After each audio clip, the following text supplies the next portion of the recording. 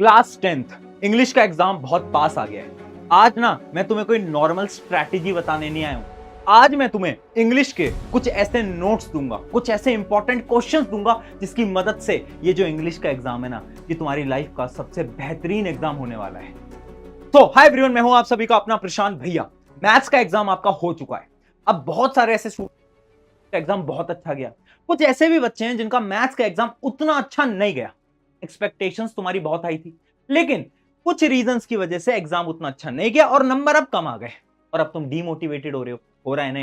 पहली चीज देखो यार, एक बहुत प्यारी लाइन है ना कि कल की चिंता करके कोई फायदा नहीं है। कल क्या हुआ उससे कोई फर्क नहीं पड़ता और ना ही हम उसको बदल सकते हैं।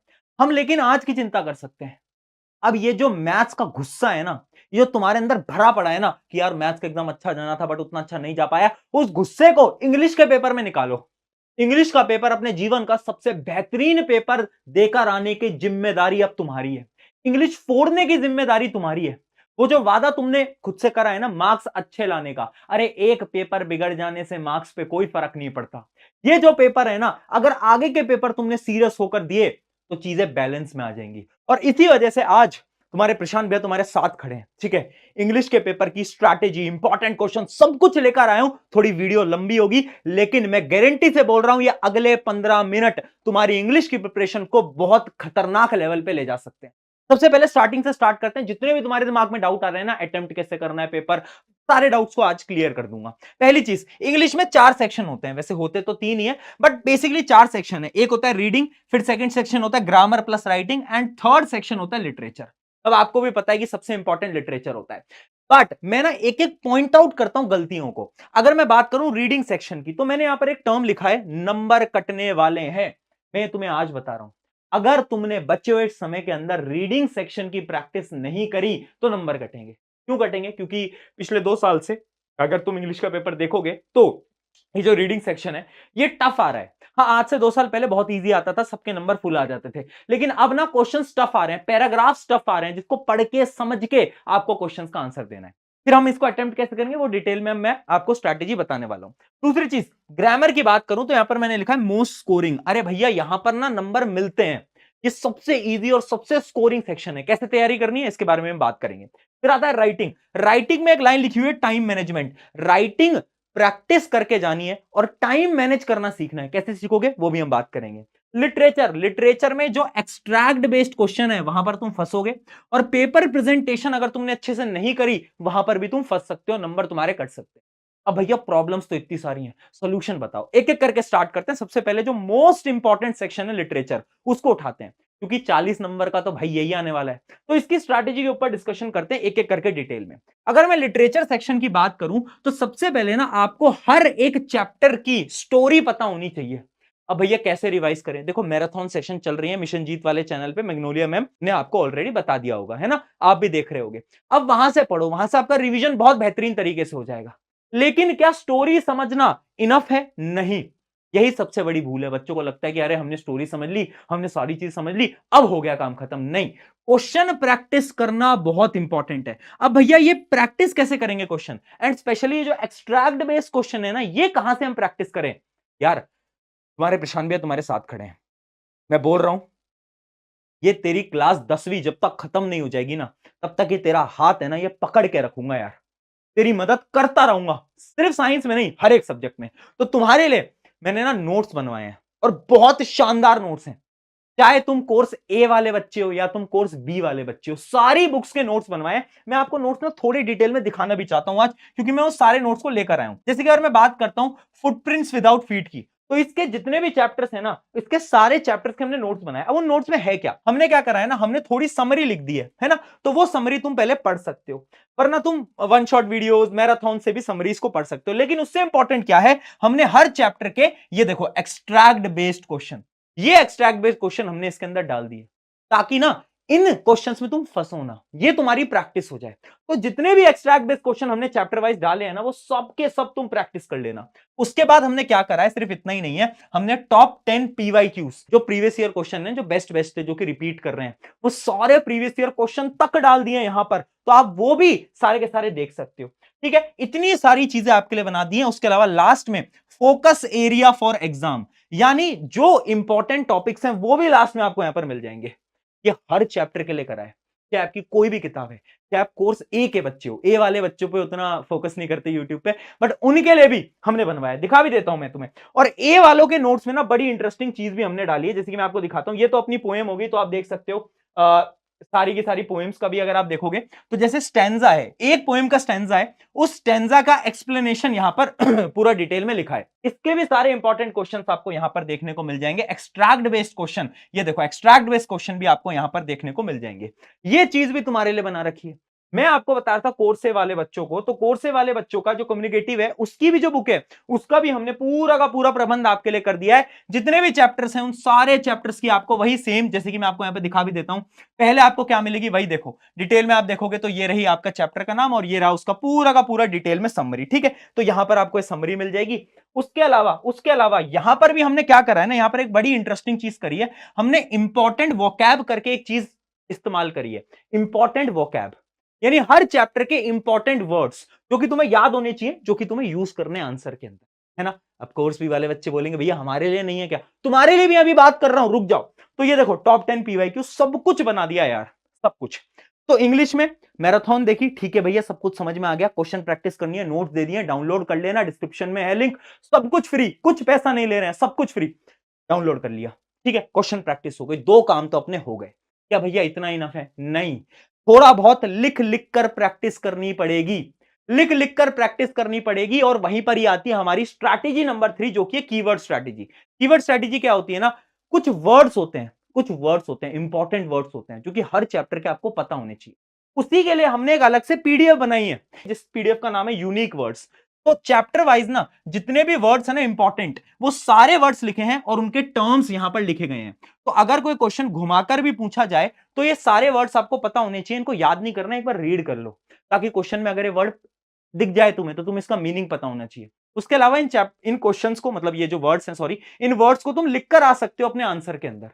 जब तुम इसको लिख कर आओगे ना तो एग्जामिनर के ऊपर बहुत अच्छा इंप्रेशन पड़ेगा कि ये जो बच्चा है ना ये तो यार पढ़ के आया है, इसने तो वोकैबुलरी भी इसकी बहुत अच्छी है। इंपैक्ट पड़ेगा, वो इंपैक्ट हमें डालना है। ठीक है, तो ये जो यूनिक वर्ड की पीडीएफ है ये भी हमने बनवा रखी है, डिस्क्रिप्शन में आपको पूरी की पूरी चीजों की लिंक मिल जाएगी, आप जाकर इस्तेमाल कर सकते हो। चलो अब आते हैं वापस से। तो हमने आपको दो चीजें बता दी, यूनिक वर्ड स्ट्रैटेजी भी बता दी। अब लास्ट पॉइंट है अंडरलाइन स्ट्रैटेजी। अंडरलाइन स्ट्रैटेजी क्या है? जब आप लिटरेचर सेक्शन को पूरा अटेम्प्ट कर लो ना, तो आपको क्या करना है, कुछ इंपॉर्टेंट फ्रेजेस को ना पेंसिल से अंडरलाइन करना है। ये स्टार्टिंग में मत करना, जब तुम लास्ट में पूरे इंग्लिश के पेपर को खत्म कर दो उसके बाद करना, उसके बाद करना है। ठीक है, ठीक है जी भैया, समझ आ गया इंपॉर्टेंट फ्रेजेस को। इससे लिटरेचर तुम्हारा शॉर्ट है, 40 से 40 नंबर तुम्हारे फुल आने चाहिए। लिटरेचर बहुत स्कोरिंग है, अच्छी प्रिपरेशन करके जाना, नंबर आएंगे, और ये मोस्ट इंपॉर्टेंट सेक्शन रहता है। अब आते हैं अगले सेक्शन के ऊपर, जो कि है राइटिंग सेक्शन। अब राइटिंग सेक्शन तुम्हें पता है कितने मार्क्स का आएगा? अब वैसे तो ये इजी है, लेकिन ना बच्चे क्या करते हैं ना, टाइम मैनेज नहीं कर पाते, बहुत टाइम लगा देते हैं। तो देखो टाइम मैनेजमेंट के लिए तुम्हें क्या करना होगा, सबसे पहले तो तुम्हें फॉर्मेट सबके आने चाहिए। अब भैया हमें तो फॉर्मेट ही नहीं आते, क्या फॉर्मेट के लिए भी कोई स्ट्रैटेजी है क्या? फॉर्मेट्स को याद कैसे करें? अरे सुनो, तुम्हारे लिए एक चीट शीट बना रखी है, इसके अंदर लेटर, एनालिटिकल पैराग्राफ के जो इंपॉर्टेंट फॉर्मेट्स है ना वो बना रखे। उसके साथ साथ किस वर्ड से तुम्हें कौन सा लेटर स्टार्ट करना है वो तक बता रखा है। इंट्रोडक्शन जो लाइंस होती है ना, जो बहुत इंपॉर्टेंट होती हैं, वो भी बता रखी है। उसकी भी मैं एक बार पीडीएफ आपको यहां पर दिखा देता हूं। जैसे कि अगर आप देखोगे ये है टाइप ऑफ फॉर्मल लेटर। देखो फॉर्मल लेटर के कितने टाइप होते हैं, और यहां पर मैंने कुछ खास लाइन लिखी है कि अगर लेटर टू एडिटर है तो आपको स्टार्ट कैसे करना है, अगर कोई और लेटर है तो आपको स्टार्ट कैसे करना है, पैराग्राफ 1 में क्या करना है, पैराग्राफ 2 में क्या करना है, ऐसा सब कुछ लिखा है। कंप्लेंट लेटर है तो उसमें क्या करना है, सारे टाइप के लेटर्स में हमने करा है। उसके बाद आपको कुछ लेटर्स मैंने प्रैक्टिस करने के लिए भी दिए। सिमिलरली अगर आप एनालिटिकल पैराग्राफ्स में आओगे तो एनालिटिकल पैराग्राफ्स के भी हमने क्या करा है, यहां पर इंट्रोडक्शन आपको बताया कैसे लिखना है, कुछ खास लाइंस जो कि आप यूज कर सकते हो डिफरेंट डिफरेंट टाइप के एनालिटिकल पैराग्राफ में, और उसके बाद कुछ इंपॉर्टेंट क्वेश्चंस भी दिए हैं। और ये जो क्वेश्चंस है प्लीज इनको प्रैक्टिस करके जाना, मैं ये नहीं बोल रहा हूं एकदम सेम आ जाएगा, बट मिलता जुलता आ सकता है पेपर के अंदर। प्रैक्टिस करोगे तो आपका भला रहेगा, और लिख लिख के प्रैक्टिस करना प्लीज, वेरी इंपॉर्टेंट। तो इससे क्या होगा, तुम्हारे राइटिंग सेक्शन का जो फॉर्मेट है, कैसे लिखना है, वो तुम्हारा सॉर्ट हो गया, अब तुम्हें उसमें कोई प्रॉब्लम नहीं है। उसके बाद तुम्हें राइटिंग सेक्शन में क्या करना है, वापस से आते हैं उसकी स्ट्रैटेजी की तरफ। देखो अब तुम्हें क्या करना है ना, जब भी तुम कोई भी लेटर या फिर तुम कुछ एनालिटिकल पैराग्राफ स्पेशली लिखने वाले हो ना, तो तुम अपने दिमाग में ना पॉइंट सोच लो कि तुम क्या 3-4 पॉइंट्स के ऊपर पूरे के पूरे पैराग्राफ को लिखोगे। और अगर तुम दिमाग के अंदर नहीं सोच सकते ना, तो पेपर का जो लास्ट पन्ना होता है उस पर रफ हेडिंग डालकर उसके ऊपर ना कुछ पॉइंट्स लिख लो। Write points on the last page. उसमें कुछ पॉइंट्स लिख लो शॉर्ट में, जो कि तुम्हें पता है कि तुम्हें एनालिटिकल पैराग्राफ के अंदर पूरी चीजें लिखनी है। वो बहुत इंपॉर्टेंट है। उससे क्या होगा कि आपको बार बार सोचना नहीं पड़ेगा, और वो जो तुम काटते रहते हो ना बार बार कि आंसर को वापस से काटा फिर लिखा, उसमें आपकी वो वाली प्रॉब्लम नहीं आने वाली। ठीक है, अगली strategy, check for spelling mistakes. मैं फिर बोल रहा हूं, इंग्लिश के अंदर अगर तुमने स्पेलिंग मिस्टेक करी तो टीचर्स नंबर काट सकते हैं, बिल्कुल काट सकते हैं, सब नहीं काटते बट कट सकते हैं नंबर। तो इसलिए ना जब पेपर खत्म हो जाए, लास्ट का जो 10 मिनट है उसमें स्पेलिंग मिस्टेक एक बार चेक करना, सारी लाइनों को वापस पढ़ना। भैया वो टाइम कहां से निकालेंगे उसके बारे में हम बिल्कुल अभी बात करेंगे। दूसरी चीज, use easy language, very important यार। आपको क्या करना है ना, थोड़ा सा लैंग्वेज को इजी करो, है ना। अगर तुम एकदम खतरनाक इंग्लिश लिख के आते हो ना राइटिंग सेक्शन में, तो टीचर्स ना बड़े इरिटेट हो जाते हैं, फ्रस्ट्रेट हो जाते हैं। वो तुम्हें नहीं करना है। नॉर्मल इंग्लिश जो कि आप लिखते हो वैसी आपको लिख के आनी है, ज्यादा कुछ खतरनाक शब्दों का उपयोग करने से थोड़ा दूर रहे। ठीक है, इतना समझ आ गया। अगली चीज है रीडिंग सेक्शन। रीडिंग सेक्शन बहुत इंपॉर्टेंट। मैंने शुरू में बोला था नंबर कटेंगे, क्यों? क्योंकि तुमने प्रैक्टिस ही नहीं करी अभी तक। मुझे भी पता है, तुम्हें पता है, रीडिंग सेक्शन की प्रैक्टिस तुमने सबसे कम करी है। अब तुम्हें अब जितना भी टाइम है उसमें प्रैक्टिस करनी पड़ेगी। कैसे प्रैक्टिस करोगे? Timer method. टाइमर मेथड क्या होता है? एक टाइमर लगाओ 15 मिनट का। एक रीडिंग सेक्शन जो कि एक पूरा आपका होता है 10 नंबर का क्वेश्चन, वो 15 से 20 मिनट के अंदर आपका पूरा खत्म होना चाहिए। मैं तो बोल रहा हूं 15 मिनट, बट अगर आपने ज्यादा प्रैक्टिस नहीं करी, अगर तुम 20 मिनट के टाइमर के अंदर भी एक क्वेश्चन सॉल्व कर रहे हो तो बहुत अच्छी चीज है। तो सैंपल पेपर उठाया, 20 मिनट का टाइमर लगाया और एक पूरे के पूरे क्वेश्चन को सॉल्व करा और फिर उसको चेक करना। ऐसे आप डेली करो, 2-3 क्वेश्चन, जितना भी टाइम बच रहा है ना अभी एग्जाम में, डेली भी अगर कर लोगे तो भी काम चल जाएगा। ठीक है। और एक स्ट्रैटेजी मैं आपको बताना चाहता हूं, ये मेरी पर्सनल स्ट्रैटेजी है कि जब भी आप ये जो रीडिंग सेक्शन के क्वेश्चन को सॉल्व कर रहे हो ना, तो पहले ना पूरे के पूरे जो आपका पैराग्राफ है उसको रीड करो, फिर क्वेश्चंस की तरफ बढ़ो। बहुत सारे लोग बोलते हैं कि पहले ऐसे करते हैं कि पहले ना हम क्वेश्चंस को रीड करते हैं एंड देन हम जाकर वापस से पैराग्राफ को रीड करते हैं।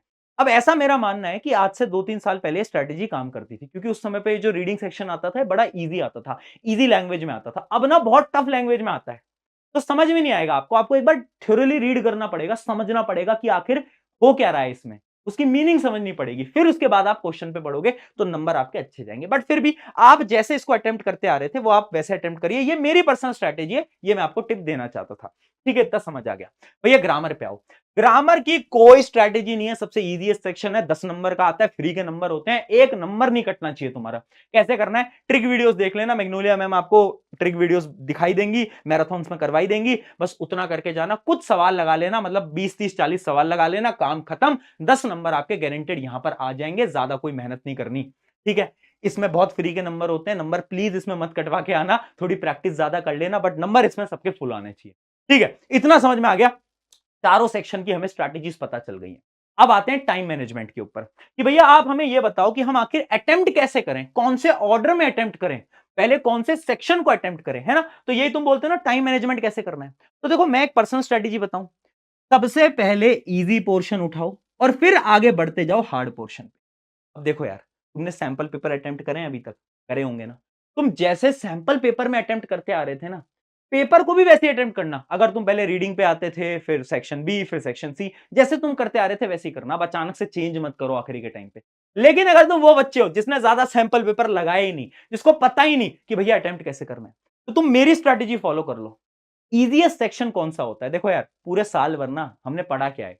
हमने पढ़ा है लिटरेचर, लिटरेचर ही पढ़ा है, तो वो हमारे लिए इजीएस्ट है, उसके क्वेश्चंस आपको मोस्टली आते ही होंगे। तो मैं सबसे पहले क्या करता, मैं सबसे पहले जो लिटरेचर वाला होता था उस पूरे सेक्शन को निपटाता। कितने समय में निपटाता? अराउंड 1 घंटे 10 मिनट में 1 घंटे 10 मिनट में।